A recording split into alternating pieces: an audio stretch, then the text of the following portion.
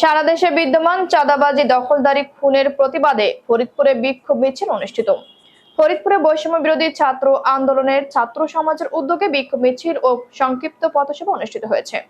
হত্যাকাণ্ড ও সারা দেশে বিদ্যমান রাজনৈতিক শেল্টারে চাঁদাবাজি, দখলদারি, হামলা ও খুনের প্রতিবাদে গত শনিবার 12 জুলাই বিকেল 5টায় ফরিদপুর সরকারি রাজেন্দ্র কলেজ থেকে একটি মিছিল শহর প্রদক্ষিণ করে ফরিদপুর প্রেস ক্লাবের সামনে এক বিক্ষোভ সমাবেশ করে শেষ হয়।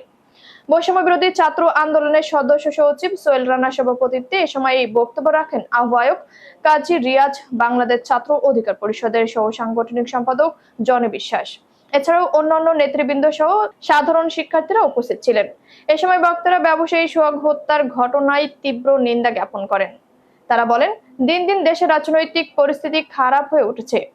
দেশের খুন, ধর্ষণ, রাহাজানি, রাজনৈতিক সংঘর্ষ বেড়ে চলছে। এর দায়ভার প্রত্যেকটা রাজনৈতিক দলকে নিতে হবে। এভাবে একটা দেশ চলতে পারে না।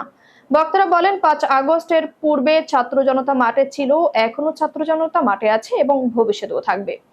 দেশের পরিস্থিতি খারাপ হলে আবারও পূর্বের মতো ছাত্র জনতা তা প্রতিহত করবে। বক্তারা সবাইকে ঐক্যবদ্ধ হওয়ার আহ্বান জানান। বক্তারা আরো বলেন, ঢাকার মিডফোল্ডে নিহত ব্যবসায়ী সোহাগের হত্যাকাণ্ডে জড়িত সকলকে আইনের আওতায় এনে দৃষ্টান্তমূলক শাস্তি দাবি করেন।